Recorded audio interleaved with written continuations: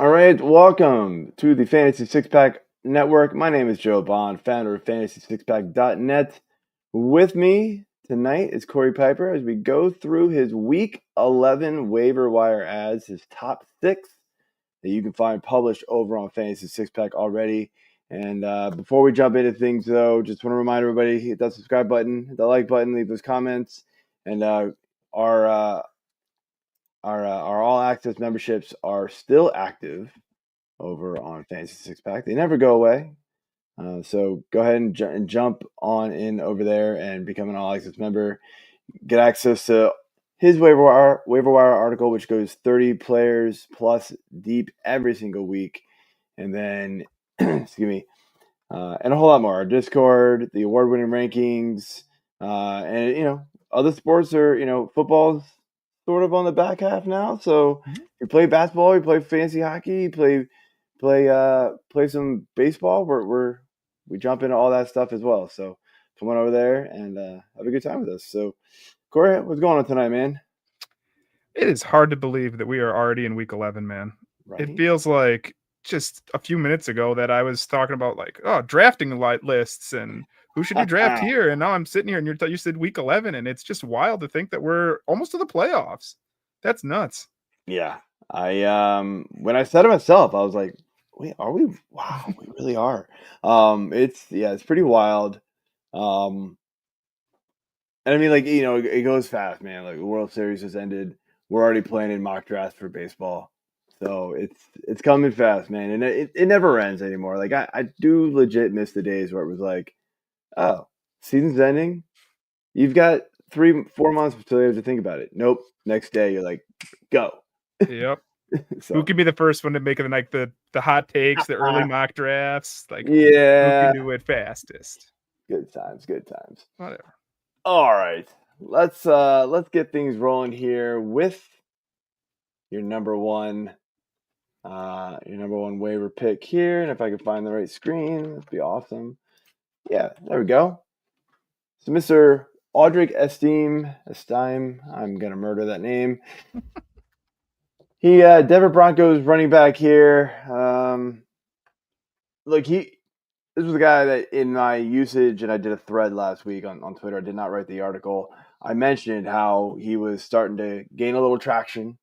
That I still thought it was Javonte Williams' backfield, but Estime was making a case, right? And even Sean Payton came out and said something about it. These numbers on the screen here from Week 10 absolutely floored me. I did not expect this at all. So he is an automatic ad, in my opinion. And I think you being number one here on your list, you agree. Oh, yeah. He is. It's been a while since we've actually had a running back option hit the waivers, which is a good thing. It means that at this point in the year, usually it has to be an injury. And this is the rare not injury where suddenly it's just talent seems to be winning out here. It's been a slow burn. He started the year estimated. He got a few carries week 1, but he got injured. And so then it was a month on injured reserve. And then it's been limited carries since then. Since the last 4 weeks, he'd had 13 carries for 81 yards. So that's over 6 yards per carry. But I didn't expect this going into yesterday. And you got it there. The 14 carries for 53 yards, only 3.8 yards per carry. But that's against Kansas City, which is the third toughest defense in rushing yards per game. That's actually a pretty good mark. They're averaging, I think, 3.7 yards per carry against them this year. It's the best running back waiver wire option in a month. Now, could it still be a hot hand play? I think so. I think it probably slides a little back the other way. I think Javonte's not going to just sit and get one carry most weeks, but you got to take a chance at this point in the season. We're just talking about it, right? We're in week 11 coming up here. There's only a few weeks left. If Estime comes out again and gets 15 carries, you got to take a chance on it. So I'm not saying blow 100% of the fab you got left, but I wouldn't be afraid to drop. If I needed a running back, if you told me I had to give up 50, 60%, I would do that at this point of the year. Yeah, it's pretty wild. Yeah, I mean, and you mentioned just how like the stats don't wow you, right? 3.8, you're right. I mean, I said it in the article that I'm about to publish tomorrow morning, hopefully. Kansas City's allowing the third least yards per game at 83 yards a game. And, that not just one running back gets all those yards, right? So it's tough sledding against this Chiefs defense. So honestly, that's actually not bad Oh, when you no. really think about it. So, Yeah. All right, let's move on to number 2 here. And we got Ricky Pearsall, San Francisco 49ers running back. Got a couple stats here on the screen. We got his Week 10 stats, and then we got the Week 10 snap count. Snap count's important here because Week 10, it's taken this long. This is the first time we've seen all 3 of those receivers on the field healthy at the same time. Remember, Pearsall's year started, he got shot right in the chest. I'd say started slow, but it really doesn't start any worse than getting shot in the chest on a holdup for your Rolex. But he's been back now 3 weeks. He seems to be getting a little better all the time.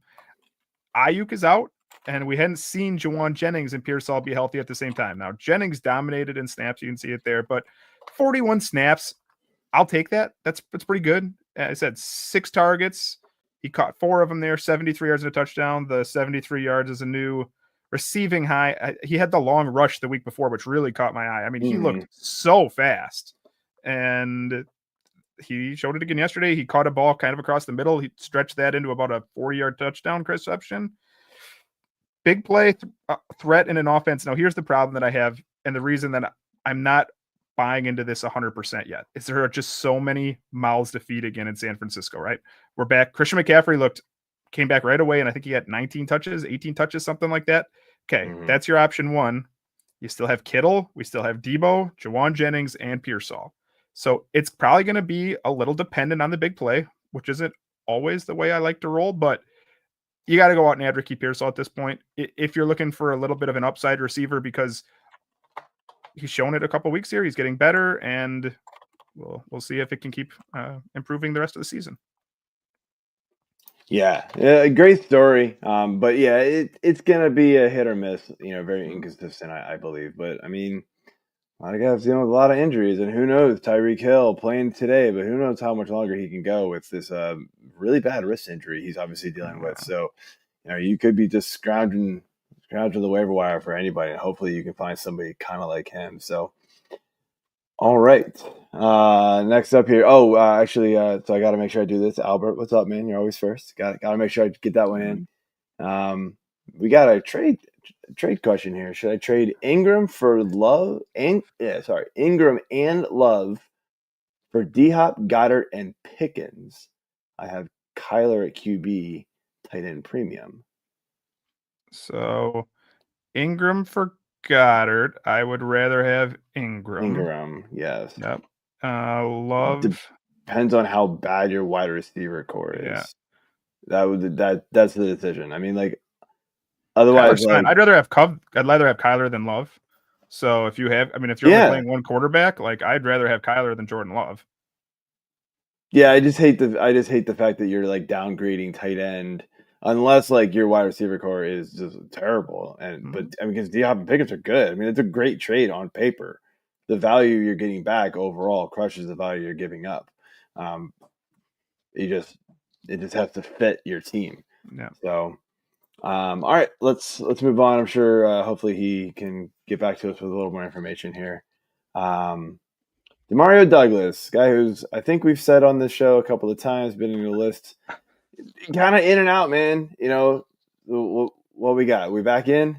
I think it's just, is it going to be, okay, we're going to talk about a guy in a little bit here who, if you're a week down and you need to shoot for the moon, go get him. But if you need 9 to 13 fantasy points as we go through these bye weeks, he's just rock solid. Like, he gets the targets. He had that. I thought he was in for a big game yesterday, but then the Bears offense couldn't move the ball at all. So he had 4 catches for 50 yards in the first half, and they barely threw the ball in the second half.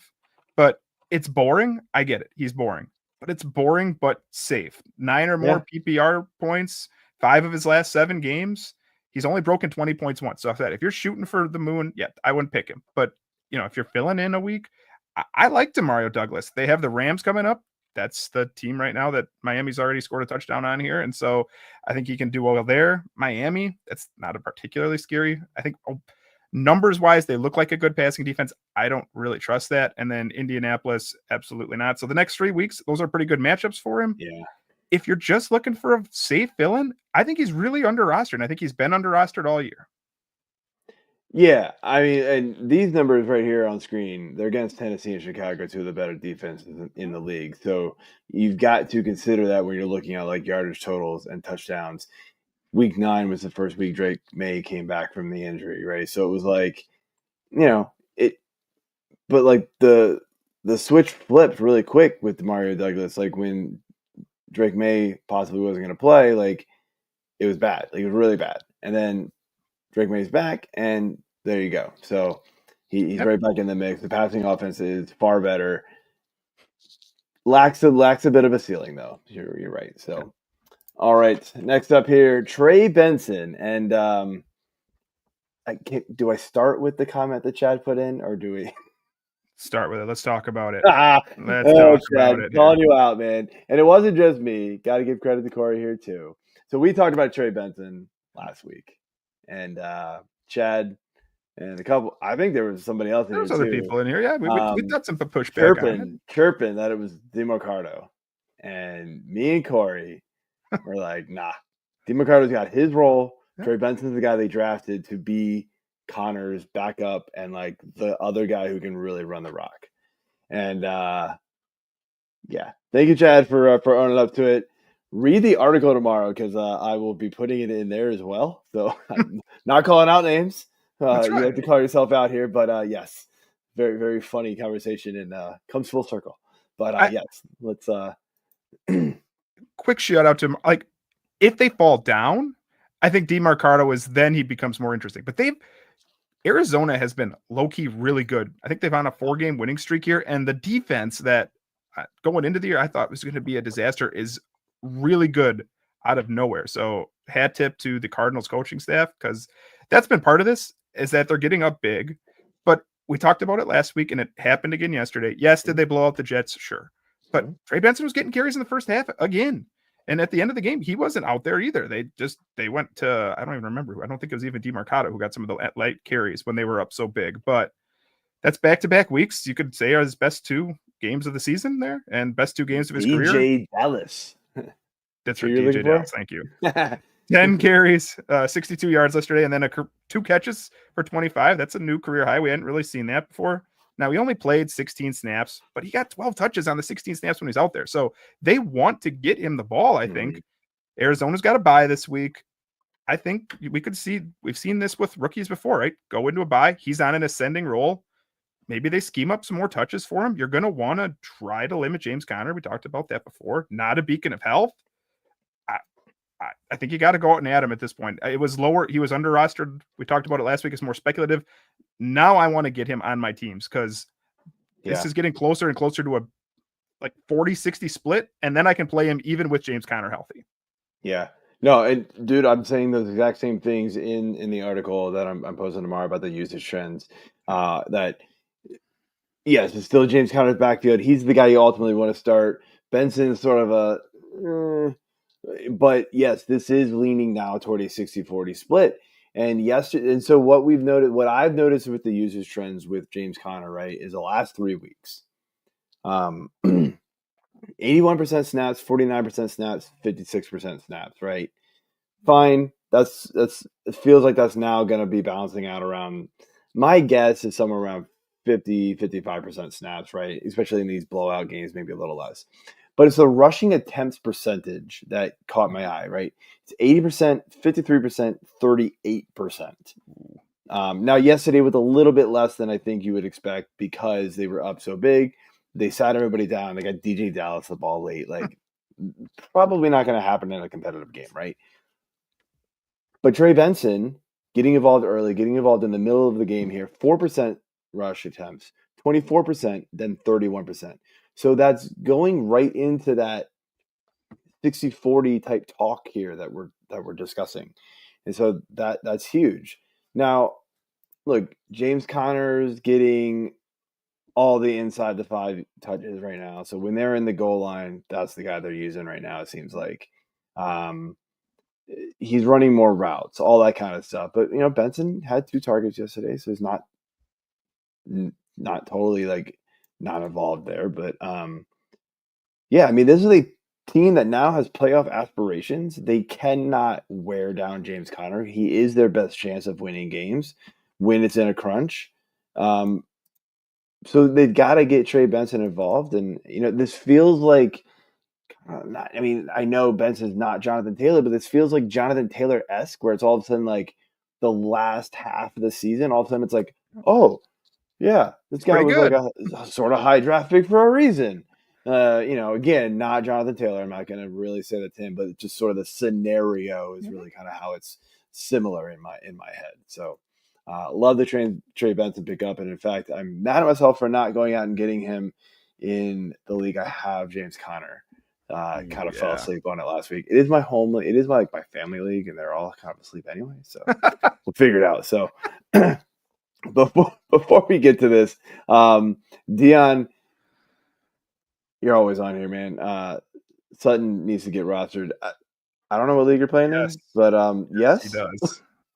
Yes, he's not on the waiver wire because he's too old. He's definitely not. He should be owned. Yes. Jeff, rest of season, BTJ, Ryan Thomas Jr., or Calvin Ridley and Otten or Hawk. I am 100% going with Calvin Ridley and either tight end. Yeah. It doesn't even matter. Okay, give it 2 weeks while Mac Jones. If Mac Jones is the quarterback for Jacksonville, in 2 weeks, send out the biggest buy low trades in all your dynasty leagues for Brian Thomas Jr. Because he's not going to. That's the problem here. It's not. I think Brian Thomas Jr. is exceptionally talented, but that offense is a disaster. So absolutely. Yeah, I will take Calvin Ridley, which I didn't think I would say a month ago, but I will take Calvin Ridley, and those are 2 top 6 tight ends, 5 tight ends. Like, you really can't go wrong with either one of those guys, I don't think. I mean, the only thing that's going to hurt Otten is, we're expecting Mike Evans to come back. But look, even in a really, really bad game, TJ Hawkinson looked good. Yeah.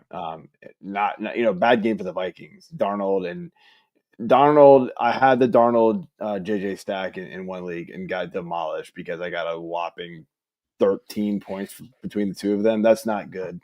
So I'm used to getting triple that. So there we go. Not good. So let's move on here. Gus Edwards coming back in week 10 here for the Chargers, pairing up with his old buddy J.K. Dobbins again. What do we like about Gus Edwards? He's getting the ball. I mean, he's stayed healthy 4 weeks now. He finished 4 games healthy, and 3 of those games he got 10 or more carries. Yesterday, I watched that game. That was one of the games I chose to kind of focus on. He looked better than J.K. Dobbins. Now, maybe that's just because he was healthy for a while. You can see it there in the numbers, 5.5 yards per carry. What was irritating was that when they got down to the 1 yard line, it was neither J.K. Dobbins or Gus Edwards who got the touchdown, but Hassan Haskins. I think that Gus Edwards is going to get the majority of the goal line touches, even with Dobbins healthy. That's what I think here. If we can get 10 carries and the goal line work, you can use that as a flex option. Now, if Dobbins got hurt, I think Gus Edwards would blow up because this is a team that wants to run the ball a lot. I think Herbert threw 18 times yesterday at quarterback. So we know how they want to win games. They want to play defense. They want to run the ball. They do have a difficult stretch coming up here of rushing defenses. Cincinnati's tough. We've talked about how you could pass on Baltimore, but rushing on them, that's kind of difficult. But if you're going to get a guy who's giving me a consistent workload, I want them on my team. And other than an injury, I don't think Gus Edwards would have hit as many waiver wires if he hadn't got it injured. He's probably back, and he's getting the ball again. So go get him. Yeah. I do want to point out something you said about the goal line work and like the or close, at least close to the goal line, right? Now I don't have red zone usage, but I do have inside the 5 usage. How many attempts do you think Gus Edwards has this year? 4. 0. Really? 0. Now, to be fair, Dobbins had 0 through the first 4 weeks, which is when Edwards was also healthy. So apparently they just didn't get down there. But last game, Dobbins had 2, Edwards had 0. So kind of tells me an Okay. opposite story, Okay. honestly. So in my opinion, I think Edwards is definitely rosterable. He is he's one of those ultimate handcuffs, right? And if you throw him in a flex because of bye weeks and things like that, you're gonna need him to be very efficient running the ball like he was last game, right? And hopefully fall into the end zone or break a long run and get into the end zone, right? Because he's also not getting any usage in the passing game. He has 1 target all season. Yes, he's played 5 games, but 1 target, he's not being used, right? That's Dobbins. So not only is he seeing less work in the run game, no targets, and none of the goal line carries, he has to be highly efficient with the run game, which he can, but that's harder to trust. But he's definitely somebody you should roster, especially like we said last week, as you get closer to the playoffs. These handcuffs 100% needs to be rostered because, man, we see it every single year.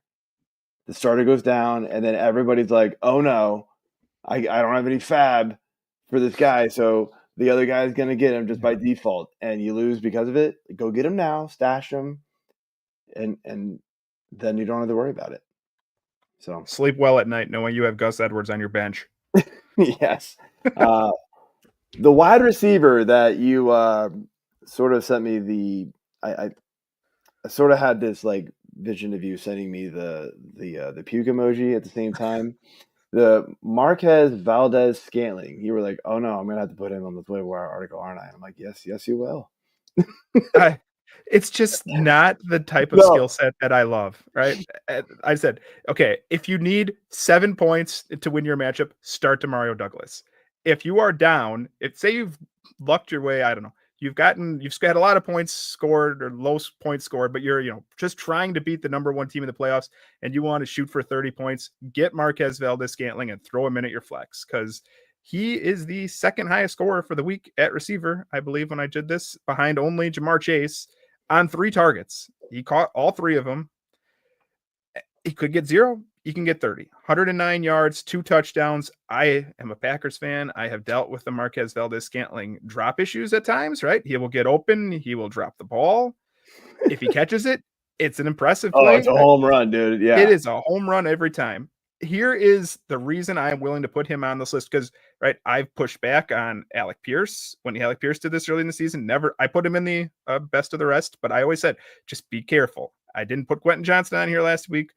The difference that I can go with Marquez Valdes-Scantling is we have seen deep receivers on the Saints be fantasy viable, right? Rashica, he did it. Mm-hmm. He's done that. So we know they want to get a deep target, and he is the last man standing in New Orleans, where with Alec Pierce up in Indianapolis, he's behind Josh Downs, he's behind Michael Pittman if he's healthy, he's behind A.D. Mitchell, Quentin Johnston. I'll take Ladd McConkey over that. But there's, Chris Olave is on the injured reserve now with his 5th concussion, something like that. Bob Means is on the injured reserve. Rashid Shaheed's on the injured reserve. So Cedric Wilson was hurt yesterday. There's Mason Tipton and there's Marquez Valdes-Scantling. And if you're going to tell me that he's the top receiver on your team and he can give me 100 yards on 3 catches, yeah, I'm willing in the right matchup to throw it out in a flex. Yeah, I will say this. So I try to not put the catch percentage on there because it's like whatever. It's a 1 game sample. But I had to do it because Marquez Valdes-Scantling, we know he's got the drop issues, right? And not catching every target is not always your fault as a receiver. But he has a 50.2 catch percentage in his entire career. This is not good. As a Packers fan, I'm amazed it's even that high. No, I'm just Me kidding. too, actually. I was kind of like, oh, it is over 50. How about that? Maybe this last game skewed it. I don't know if it was actually included in there. I just did the calculation real quick before it came on air because I saw you put him on there.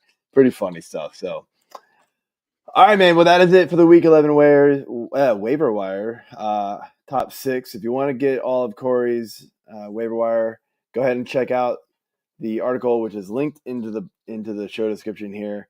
And yeah, you got to be an All Access member to catch all the rest of them. Though there are 30 plus options for you to choose from for your waivers. And enjoy the rest of the Monday night game if you're watching live. If not, good luck on your waivers for week 11, and we will see you next week. Peace. See ya.